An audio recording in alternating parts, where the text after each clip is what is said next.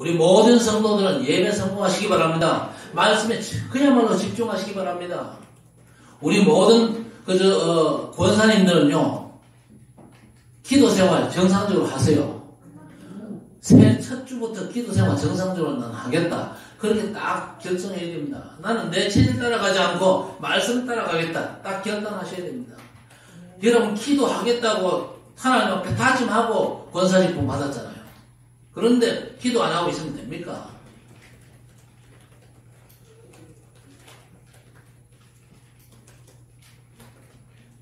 어떤 장로님이요, 예수 믿고 난 뒤에도 한동안 목사님 앞에서 관상 얘기를 했어요. 왜? 목사님 이마에 점이 가운데 있었어요. 그걸 보고는요, 이 장로님이 관상 얘기를 하는 겁니다. 아마 목사님 그 점 때문에 앞으로 안 좋은 일이 있을 낀데요.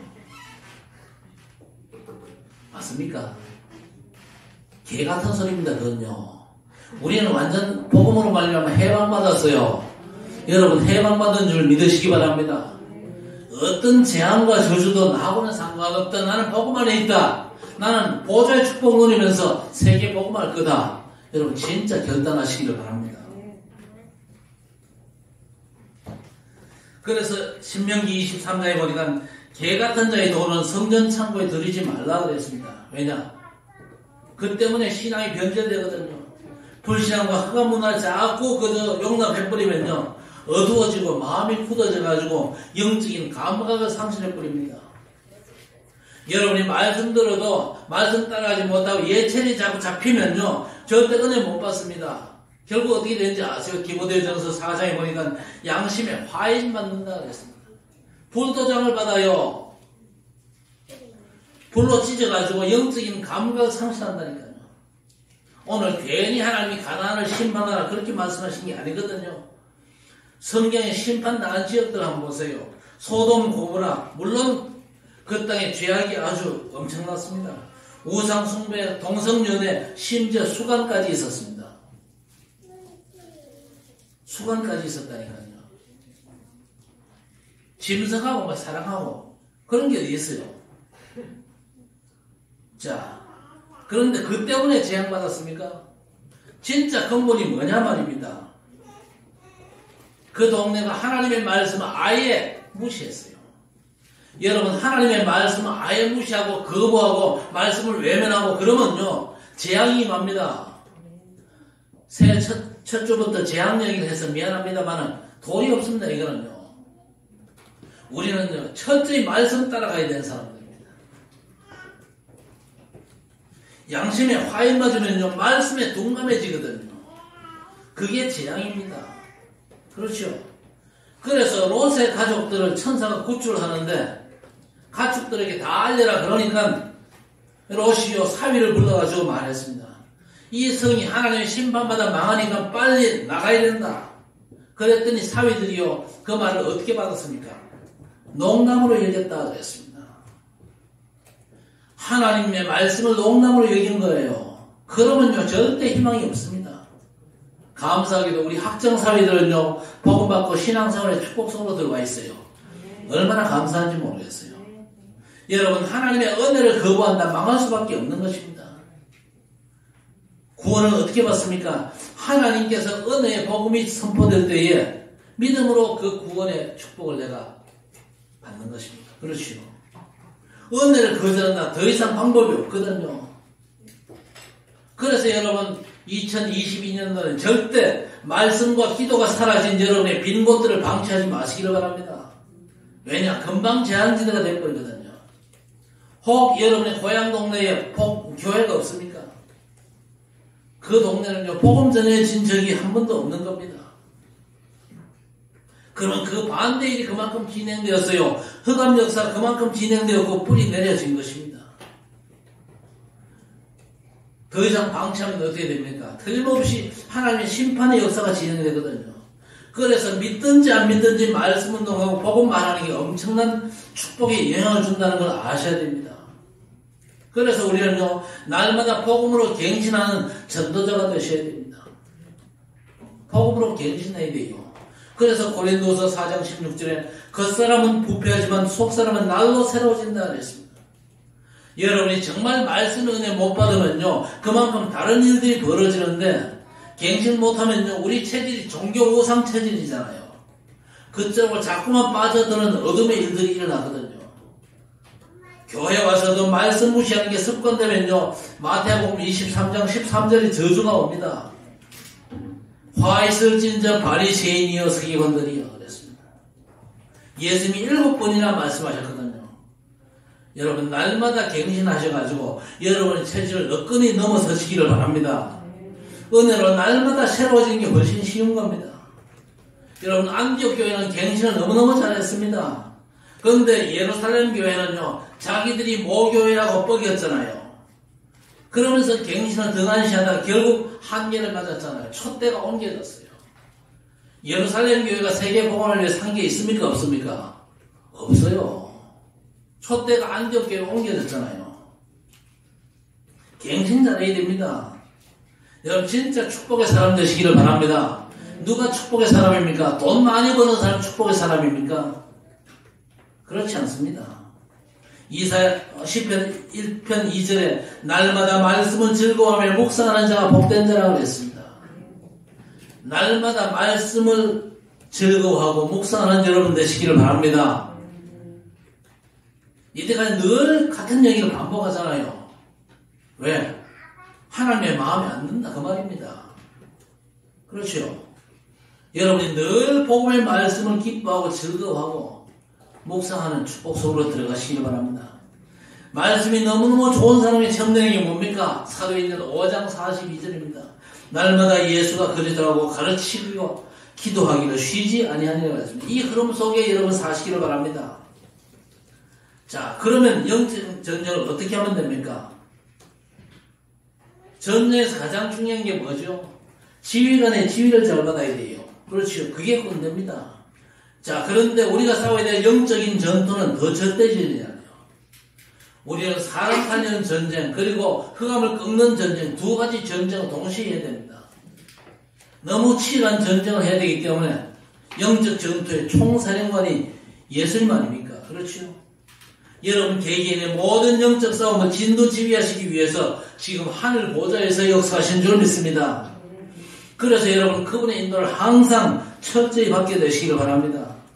그분은요 절대적인 언약의 성취의 여정으로 여러분을 지금도 인도하고 계시거든요.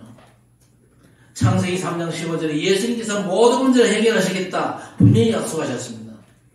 그리고 마태복음 5장 17절은 율법을 없애려고 이 땅에 온 것이 아니고 이루시기 위해서 왔다 그랬습니다. 그리고 요한복음 19장 30절에 십자가에서 다 이루었다 선언하셨습니다.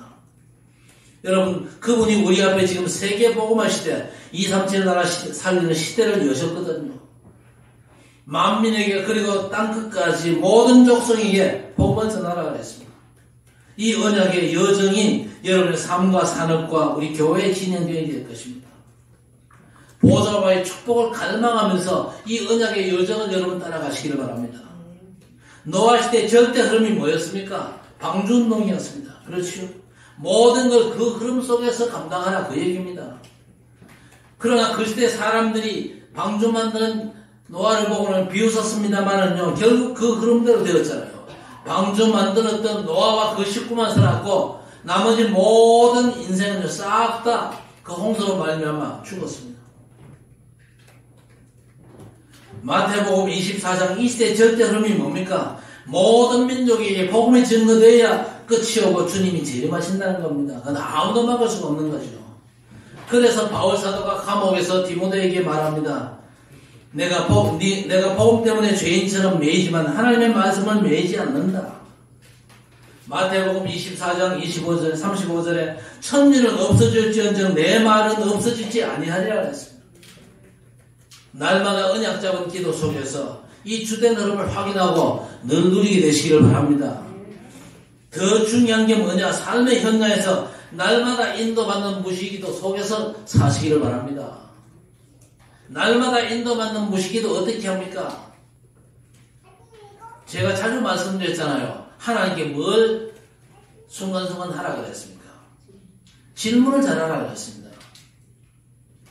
여러분이 살아가면서 이런저런 문제도 만나고 사람도 만나고 이런저런 사연도 여러분 만나게 될 것인데 그냥 무조건 만나지 말고 하나님 이 상황에서는 어떻게 할까요? 저 사람과의 만남을 어떻게 내가 진행할까요? 물어보시라니까요. 여러분이 정말 복음의 사람을 맞고 하나님의 말씀이 여러분 속에 있다면요. 하나님께서는 마음과 생각을 지키시는 응답을 주실 줄 믿습니다. 오늘 13절 14절에 뭐라고 그랬습니까? 내 하나님 여호와께서 그 성읍을 내 손에 넘기시거든 너는 칼날로 그 안에 남자를 다 쳐 죽이고 오직 여자들과 유아들과 가축들과 그랬죠. 어떤 성은 살리고 어떤 성은 싹 다 죽이고 어떤 성은 남자는 죽이고 여자는 남기고 이런 아주 다양한 얘기들을 하고 있죠. 왜 이런 말씀을 하십니까? 이 사람은 지금 이유를 잘 모르지요. 그래서 하나님께 묻는 겁니다. 물으면 하나님이 답 주시는 것이죠. 여러분의 생각은 너무 고집한다. 백전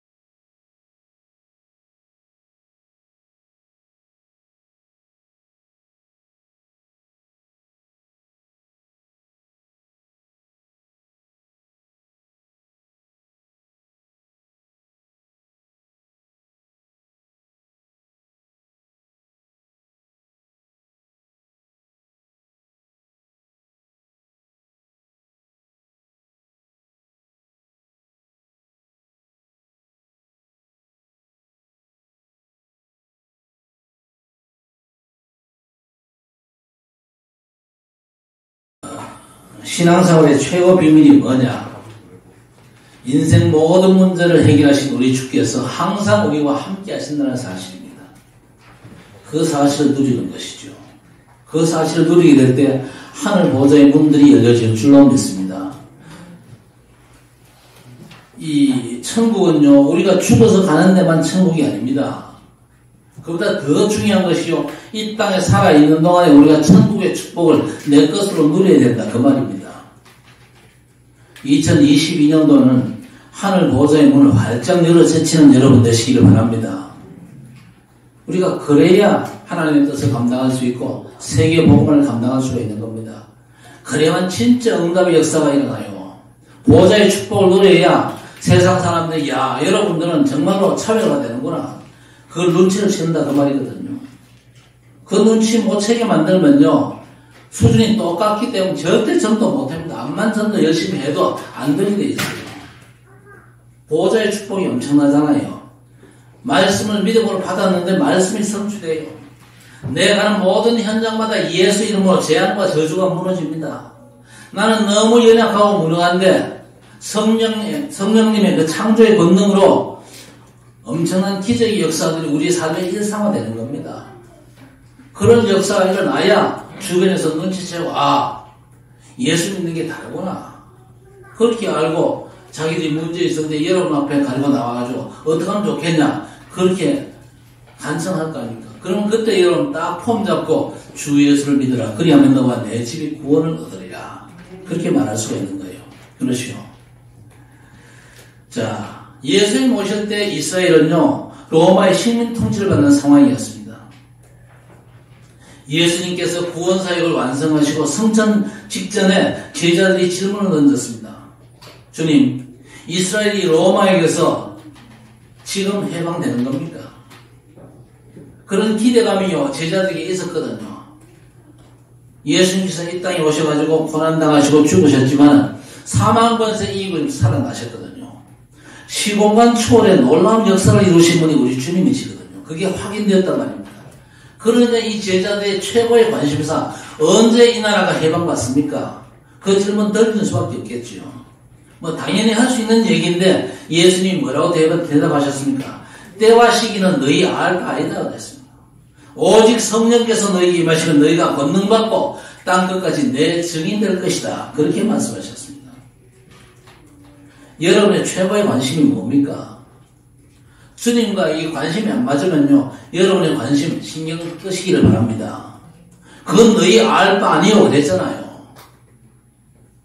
우리는 오직 주님이 뭘 원하시느냐, 주님께서 내게 원하시는 게 뭐냐, 성령 충만 받으면 권능받고 땅끝까지 증인될 것이다. 우리가 이 칠곡과 대구를 살리고 민족과 세계를 살리는 것이 우리를 향하신 하나님의 절대 소원인 줄 믿습니다. 그 절대 소원이 2022년도부터 여러분의 삶에 성취되는 귀한 역사가 있게 되기를 주의 이름으로 축원합니다. 자, 이제 이스라엘 백성들이 가나안을 눈앞에 두고 있어요. 엄청난 희망의 부풀어 있겠죠. 왜? 약속 땅에 이제 들어간다 싶으니까. 근데 사실 가나안 땅에 들어가면 뭐가 기다리고 있습니까? 뭐가 기다리고 있어요? 가나안 땅 가면요, 그 땅이 무조건 자기들 땅이 됩니까? 그 땅에는 이미 다른 사람들이 살고 있잖아요. 7족속 선한 왕들이 지금 다스리는 나라가 이미 있습니다. 그렇다면 그 땅에 들어가면 그 백성들하고 이스라엘 백성들하고 뭐가 붙겠어요? 전쟁이 터질 수밖에 없잖아요. 가나안 땅 가면 전쟁이 기다리고 있는 겁니다. 어떻게 전쟁할 건가를 하나님께서 신명기서를 통해서 이스라엘 백성들에게 말씀을 주시지 않습니까? 오늘 저와 여러분도 2022년도 새로운 한 해가 밝았습니다만은요, 우리가 싸워야 될 중요한 전쟁이 지금 우리 앞에 기다리고 있는 거예요. 지금 나라가 좌우 대립이 극심합니다. 그렇죠? 선거를 앞두고 지금요, 대통령 선거를 앞두고 지금요, 여야 후보들이 대립이 아주 극심합니다. 너무 고민할 필요가 없겠지요. 동족끼리 전쟁도 하고 죽이기도 하고 뭐 그런 일들이 벌어졌고 또 앞으로 벌어져요. 우리나라가 남북 통일도 해야 되겠고 강대국 속에서 어떻게 살아남을 것인가도 고민하는 문제가 되겠죠. 그러나 우리가 구원받은 것은요, 그 정도 때문이 아니라는 걸 여러분 아셔야 됩니다. 아무리 나라가 강해져도 하나님 나라가 이 땅에 회복되지 않으면요, 절대 소용이 없습니다.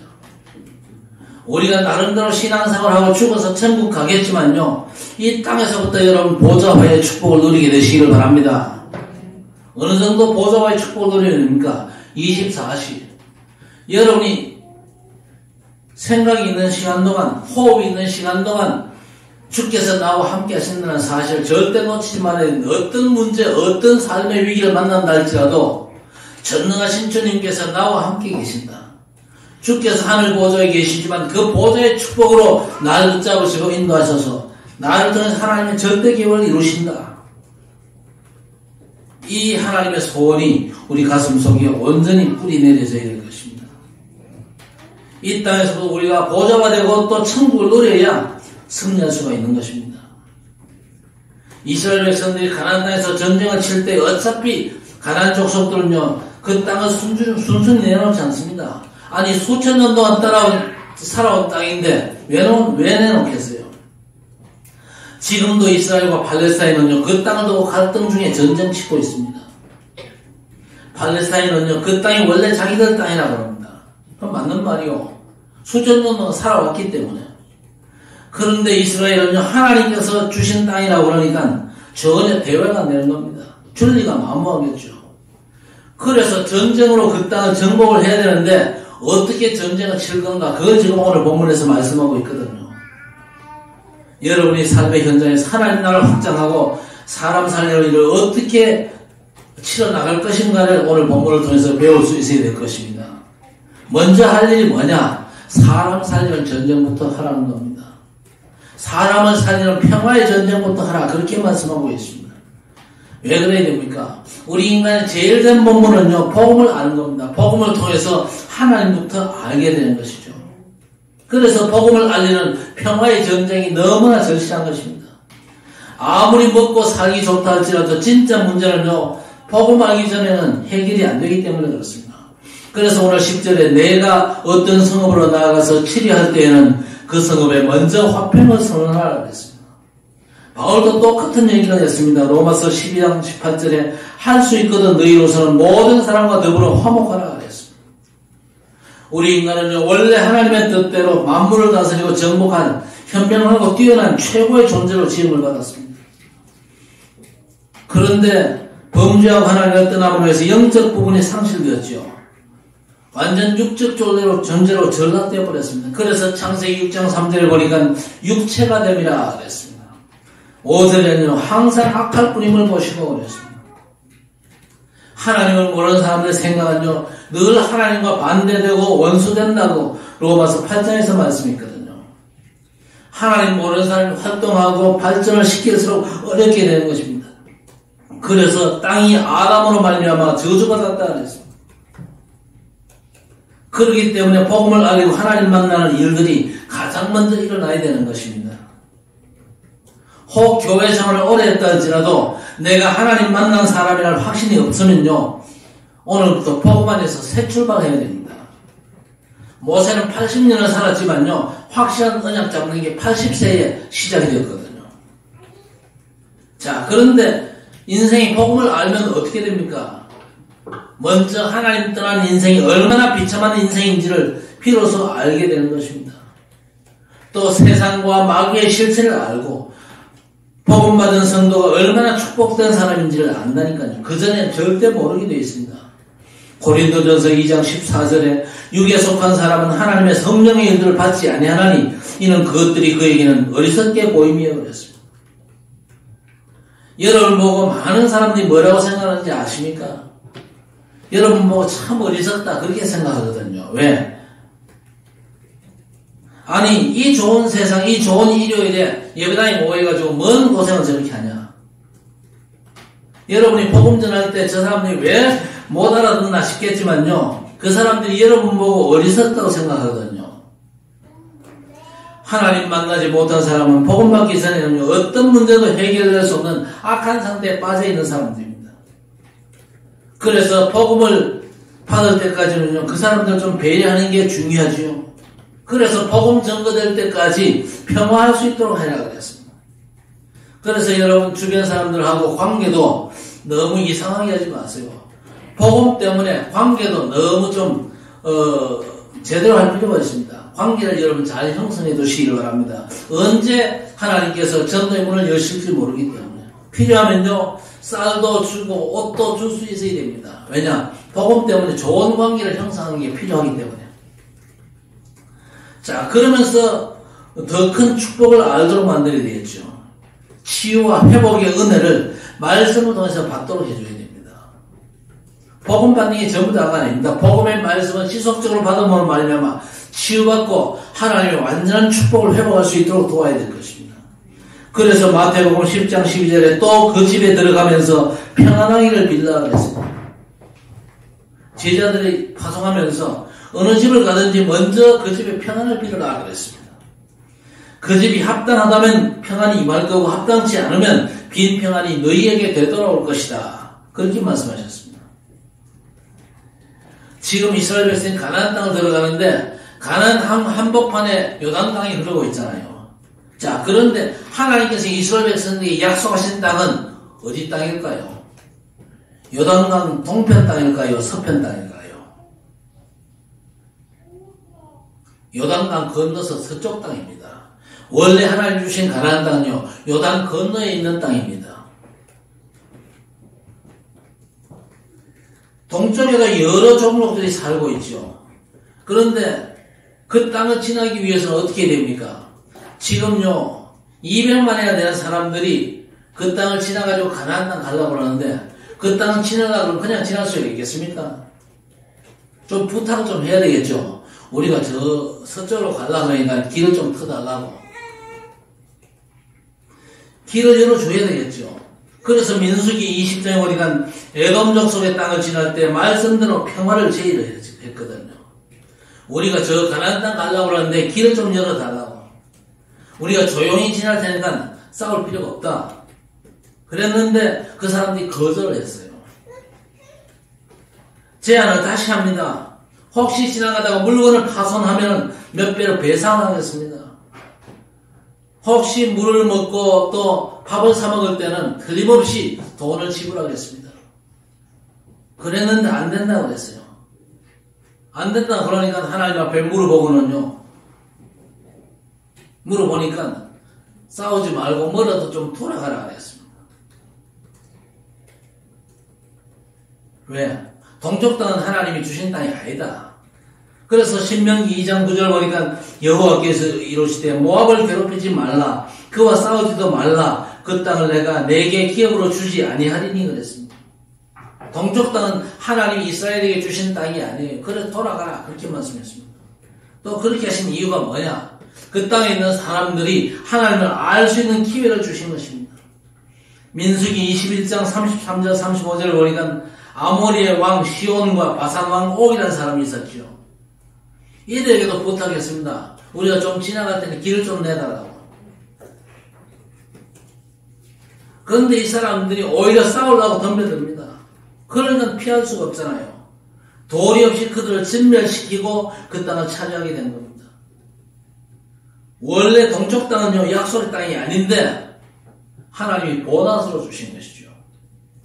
그냥 지나가게 해달라. 그냥 지나가도록 허락을 해줬으면은 안 싸우고 그 땅을 안 건드리고 갈 건데 안 된다 그러면서 오히려 싸우려고 덤비니까요. 그 백성들을 진멸하고는 그 땅을 차지하게 된 것입니다. 그래서 오늘 11절부터 뭐라고 합니까? 평화하자고 제의해오면 너희를 섬기도록 그냥 살려주라고 말씀하셨습니다. 혹시 거역할 때는 하나님께서 그들을 치라. 그 족속들을 진멸시키라. 그렇게 말씀하셨죠. 자, 그렇다면 우리는 어떻게 해야 됩니까? 하나님 떠난 사람들의 체질과 문화와 불신의 삶이 있잖아요. 그래서 그들에게 복음도 전해야 되겠지만요. 그들이 잘못된 세상의 체질을 벗고 치유될 때까지 이 말씀으로 도우며 배려를 해야 된다. 그 얘기입니다. 이것 때문에 우리가 먼저 영적 힘을 넉넉히가 된 평화의 전도자가 되어야 됩니다. 그래서 에베소서 4장 15절에 범사에 그에게까지 자랄지라 그랬습니다. 예수께서 우리를 하나님의 자녀로 부르셨습니다. 그래서 우리는요, 하늘 보호자의 걸 누릴 수 있는 자녀의 신분을 갖추었습니다. 자, 더 중요한 게 뭐냐? 아주 힘있는 사람으로 우리가 성장해야 됩니다. 그리스도의 장성한 분량까지 성장을 해야 되겠죠. 그 때문에 농부의 비유, 포도나무의 비유를 주셨습니다. 그래서 너희는 뭐냐? 가지다. 나무에 붙어 있으면 저절로 열매를 맺는다 그랬습니다. 나무가 크고 힘있는 나무로 성장하는 것처럼 성장하는 신앙인이 되어야 된다. 그래야 그 힘 가지고 다른 사람을 도와줄 수 있다. 그 말이죠. 또 건축자 비유를 들으면서 튼튼한 집을 건축하기 위해서는 건축 재료가 너무 중요하다고 말씀했습니다. 또 군사가 되라 그랬습니다. 군사가 되라 이 말은 무슨 말입니까? 복음 안에서 싸워 승리하라는 겁니다. 여자 유선이 뱀의 머리를 상하게 하고 음부의 권세가 이기지 못하고 땅 끝까지 증인되리라고 했습니다. 그리고 디모데후서 2장 3절에는 그리스도의 좋은 병사로 나와 함께 고난을 받으라 그랬습니다. 신앙생활을 정리합니다. 에베소 교회를 위해서 바울 사도가 편지를 보내면서 세 가지 기도를 했습니다. 첫째가 뭐냐? 에베소서 1장 16절에서 19절 구원받은 것이 얼마나 엄청난가를 알아야 된다 그랬습니다. 하나님 주신 엄청난 응답과 소망의 풍성함과 기업의 영광스러움을 너희가 잘 알아야 된다. 그래서 하나님의 자녀된 비밀을 복음으로 체험하고 확인하라는 겁니다. 두 번째가 에베소서 3장 14절에서 19절까지 복음에 집중적으로 묵상하고 누림 속에서 속 사람이 강건해지고 뿌리가 든든히 내려가지고 아주 넉넉한 힘을 가진 그런 신앙인으로 성장해라. 마지막 기도가 에베소 6장 11절이죠. 말씀으로 완전 무장해가지고 하나님의 전신갑주를 입고 영적 싸움 제대로 할 수 있는 군사가 되라는 겁니다. 하나님께서 우리 모든 성도들에게 이 시간표를 주신 줄 믿습니다. 복음의 풍성을 알게 하시고 복음의 그 풍성을 온전히 누리시고 그야말로 전신무장해서 전신갑주로 무장해서 영적 싸움에 승리할 수 있는 그리스도의 정병들이 다 되시기를 바랍니다. 자, 그러면서 요단강 동쪽편에서는 가능하면 싸우지 말고 평화하라 그랬습니다. 두 번째는요, 요단강 건너가든 다르게 해라. 요단강 건너는 흑암의 현장입니다. 그 흑암의 현장에 심판의 전쟁을 하고 완악한 가나안 족속들을 다 진멸시켜라. 그렇게 말씀했습니다. 오늘 16절에 오직 내 하나님 여호와께서 내게 기업으로 주신 이 민족들의 성읍에서는 호흡 있는 자를 하나도 살리지 말지니 그랬습니다. 그 땅에 살고 있는 7 족속을 완전 진멸시켜라. 한 사람도 살려두지 마라 그랬습니다. 절대 그 약속의 땅에서는 평화 선언할 필요가 없다. 다 죽여라. 그 백성들을 진멸시켜라. 아니 사랑이 하나님께서 왜 이렇게 무자비합니까? 전쟁에 그저 상식적인 규칙이 있습니다. 그게 뭡니까? 민간인과 여자 아이는 죽이지 않는 게 상식입니다. 그런데 사랑의 하나님께서 이럴 수가 있겠습니까? 왜 하나님께서 이렇게 잔인한 명령을 주십니까? 이유가 있어요. 그 땅은 죄악이 완전 가득 찼기 때문에 그렇습니다. 가득 찬 죄악 때문에 가나안 땅은요 전혀 희망이 없는 것입니다. 그래서 그 땅에 살고 있는 모든 사람을 싹 다 진멸시키라고 했습니다. 창세기 15장 16절에 보니까 하나님께서 아브라함에게 미리 말씀을 주셨어요. 네 후손들이 결국 가나안 땅에 돌아올 것이다. 이방에서 400년 동안 노예 생활하다가 4대 만에 돌아온다. 이유가 뭐냐? 가나안 땅의 아모리 족속들의 죄악이 아직 관영치 않아서 그렇다. 그 땅에 죄악이 가득 차면은 그 땅을 멸하고 그 땅의 사람들을 멸하고 너희가 그 땅을 차지하게 될 것이다. 죄악이 가득 찼다. 그래서 멸망시키지 않는다. 가득 차기까지는 멸망시키지 않는다. 그 말은 무슨 말입니까? 죄악이 가득 찰 때까지는요 그 가나안 땅에 기회를 주시겠다. 그 얘기입니다. 복음받고 하나님께로 돌아올 수 있는 구원받을 수 있는 기회를 주시겠다. 그 얘기입니다. 자, 이제 그 말씀 하신 지가 500년도 지났습니다. 여러분 수백 년 그 이상 복음을 거부하면 어떻게 됩니까? 그 땅은 아주 무시무시한 지역이 되는 것입니다. 여러분 창세기 6장 5절에 하나님께서 노아 홍수를 내린 이유가 뭐였습니까? 그 땅의 죄악이 너무 심하게 됐거든요. 그래서 창세기 6장 15절에 보니까 항상 악할 뿐임을 보시고 그랬습니다. 저들의 죄악이 완전 관영했습니다. 관영했는데 이 말은요, 죄가 목구멍에 가득 찼다 그 얘기입니다.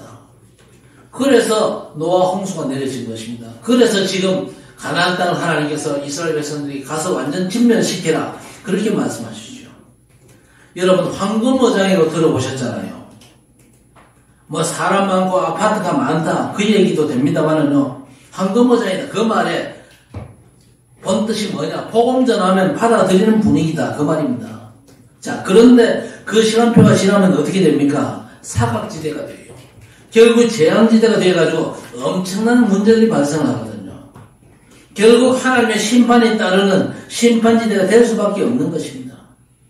그렇게 되기 전에 지속적인 복음운동을 펴야 된다 그 말입니다. 이 칠곡당이 황금어장인 줄 믿습니다. 2022년도에 여러분을 통해서 복음운동이 이 땅에 펼쳐지는 역사 있기를 바랍니다. 고린도전서 1장 18절에 두 가지 기준이 있어요. 인생들이 복음을 받으면 구원받습니다. 그렇죠. 그러나 복음을 거부하면요, 심판입니다. 다른 길이 없거든요. 니느웨 성에 요나가 파송되었는데 사실 가기 싫었는데 억지로 갔습니다. 그런데 거기서 복음 전했습니까? 아니었습니다. 원래 니느웨가 망하기를 바란 사람이 요나였습니다. 가서 외치라고 했는데 예수 믿고 구원받으세요 그래야 되는데 40일이 지나면 니느웨가 망합니다 그렇게 외쳤어요. 속으로는 망해봐라 그런 마음이 있었겠죠. 그랬는데 니느웨 성이 어떻게 됐냐? 망했습니까? 하루 만에 회개했어요. 니느웨 성이 왕으로부터 저 짐승에 이르기까지 하루 만에 회개하고 하나님으로 돌아왔어요. 요나는 그 모습 보고 기분이 좋겠어요? 나쁘겠어요? 너무 기분이 나빠가지고 아주 하나님께 불평했잖아요. 무슨 얘기입니까? 심판지대가 되기 전에 살려라 그 말입니다. 여러분 이 대구도성이요 지금 흑암지대입니다. 이 흑암지대에 빛을 비추어야 돼요. 무슨 빛입니까? 호라시 불빛 아무리 비춰도 안 돼요. 복음의 빛을 비추시기를 바랍니다. 여러분 그거 하라고 여러분은 이 땅에 살게 하신 거예요. 여러분 가나안 땅이 얼마나 죄악이 가득한지 아십니까? 오늘 18절에 보니까 그들이 그 신들에게 가는 모든 가증한 일을 너희에게 가르쳐 본받게 하여 너희가 너희 하나님 여호와께 범죄할까 함이라 했습니다. 가나안의 특징이 뭡니까? 우상숭배입니다. 그렇죠? 우상숭배가 아주 극심합니다. 우상 앞에 제물을 바치고 그 앞에 절하고 그러다 보면요 결국 사람을 바치는 몰록행위까지 하거든요. 여러분 몰록행위 여러분 들어보셨잖아요. 지가 복받기 위해서 자기 자식을 우상 앞에 죽여서 바치는 그런 아주 인간답지 않은 짓까지 합니다. 우상 숭배하고 그러면요 그렇게 될 수밖에 없어요. 어두워지니까. 하나님의 말씀에 감각이 둔해지니까요 하나님께서 원치 않는 그런 짓거리까지 하게 된다 그 말입니다.